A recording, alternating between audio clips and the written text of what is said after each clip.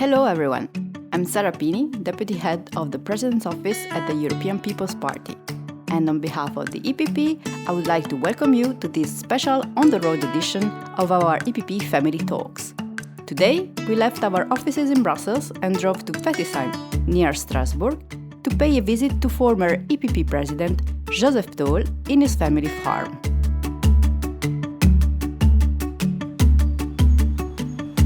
Bonjour Président, merci beaucoup de nous accueillir ici chez vous.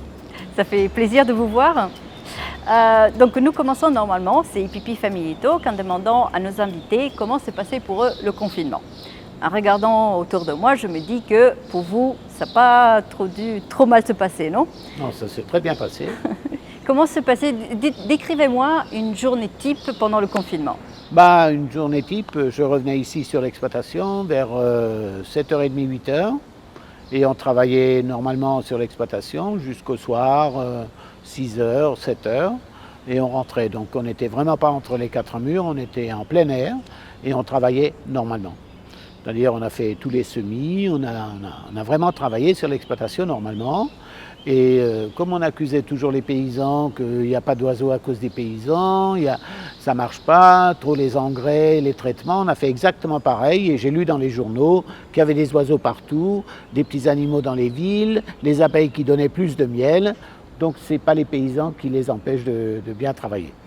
J'ai vu que vous venez d'avoir des nouveaux petits veaux, ça se passe bien? Ça se passe bien. Et il y a une nouvelle machine qui doit les nourrir, donc on verra, il y a un petit problème technique aujourd'hui, mais ça va se régler dans l'après-midi. Donc je vois que Bruxelles ne vous manque pas trop.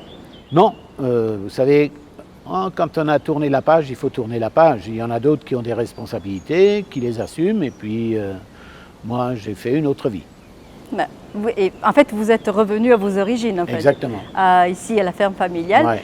Mais par contre, ceux qui vous connaissent savent bien que même lorsque vous étiez au sommet de votre carrière politique, vous n'avez jamais oublié le monde rural.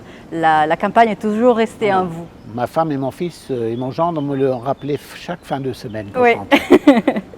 Et voilà, donc vous avez toujours eu à cœur les intérêts de nos agriculteurs, de nos éleveurs, que ce soit en France comme en Europe en général. Le PPE en général a toujours accordé une grande importance au monde rural, mais vous en particulier.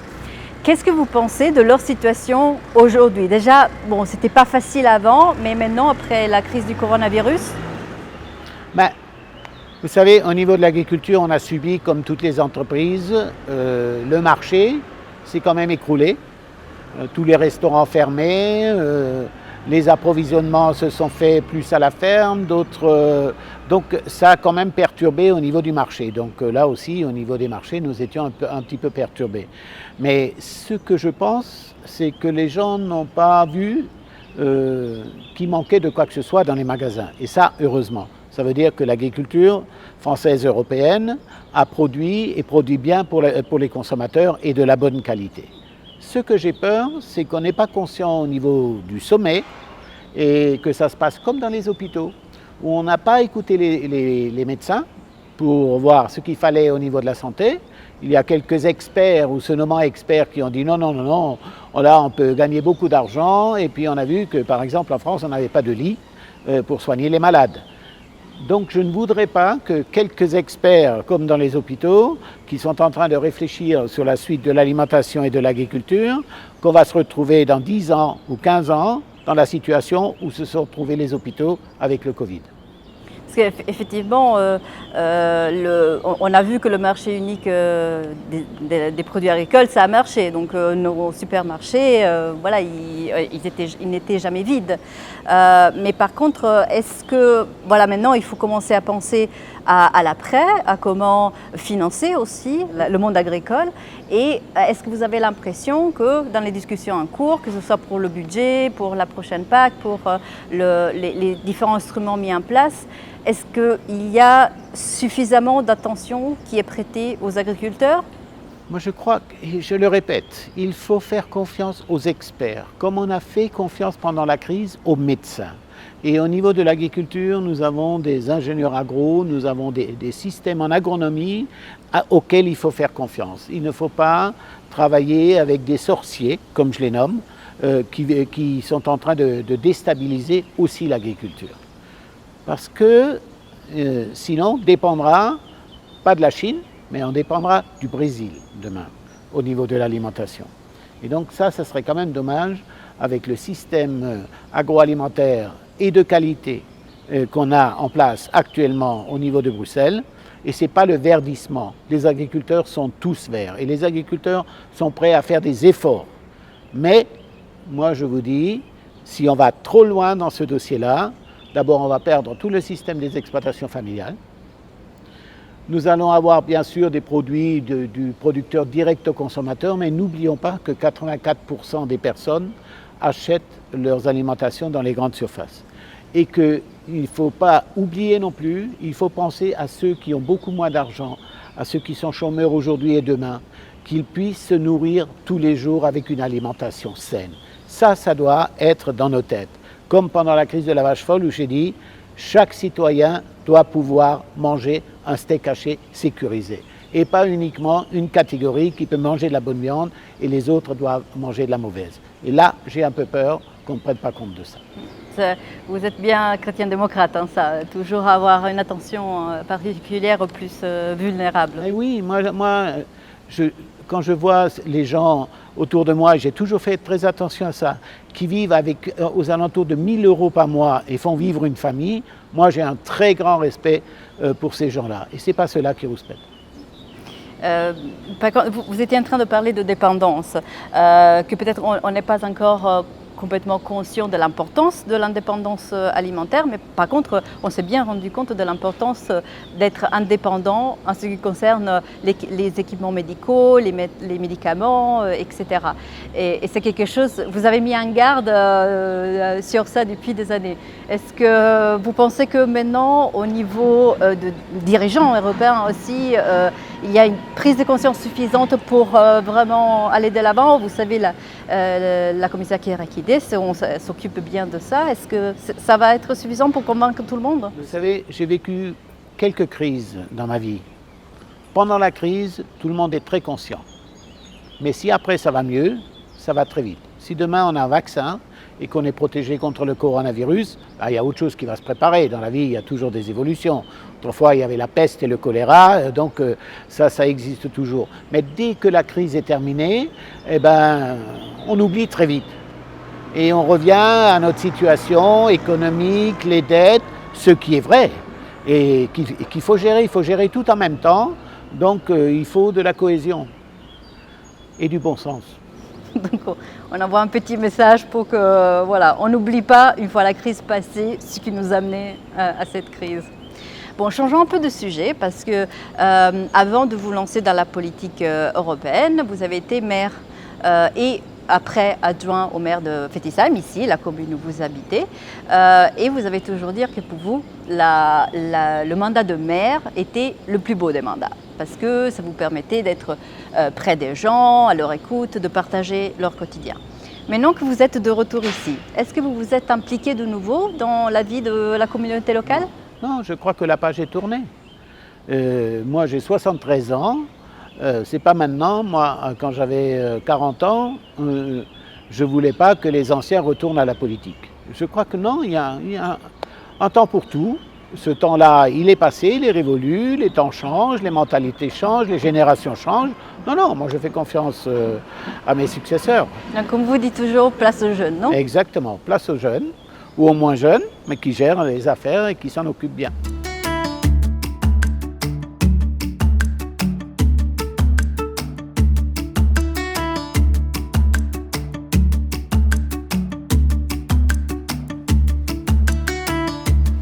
Donc vous me disiez qu'une fois que vous avez fermé un chapitre, vous tournez complètement la page, non? Exactement. Mais par contre, vous avez eu le temps de nouer plein de liens étroits avec des leaders à tous les niveaux, même en dehors de notre famille politique.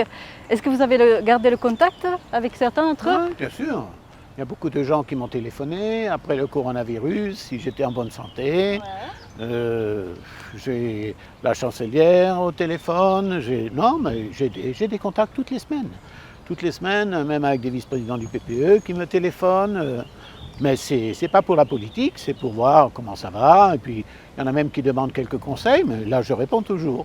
Mais ce n'est pas moi qui prends l'initiative. Ouais. Je me souviens, il y avait un journaliste qui avait dit que vous aviez un super pouvoir, c'est celui de communiquer par SMS avec Angela Merkel. Donc c'est toujours le cas. Oui, c'est toujours le cas. Donc vous êtes restés amis, pas juste. Oui, non, mais je crois qu'avec le travail qu'on a accompli, les problèmes qu'on a réglés ensemble, et en dehors de la politique, il reste quand même pas avec tout le monde. Il y a des gens qui n'appellent plus, mais ça je le savais. Rappelle-toi quand je t'avais dit, le nombre d'amis après qu'on ne sera plus au pouvoir, c'est maximum sur les 2 mains. Mais j'en ai plus. C'est bien, c'est bien. Et je voulais vous demander, là maintenant, bon, le confinement est fini, on commence à ouvrir les frontières, la saison touristique arrive. Que direz-vous aux touristes européens pour les convaincre de venir visiter l'Alsace, Strasbourg et plus particulièrement la région ici? Bon, après, il suffit de regarder autour. Hein. Non, mais il suffit de regarder autour, que ce soit l'Alsace ou la Forêt-Noire en face. Là, vous avez l'Allemagne, c'est la Forêt-Noire qui est en face. Donc nous, on est au milieu de ça. C'est une région magnifique. Vous trouvez de tout. Vous avez la montagne, pas très loin. Vous avez la plaine. Et donc, effectivement, en Alsace, on peut passer 15 jours de vacances et on n'aura pas tout vu.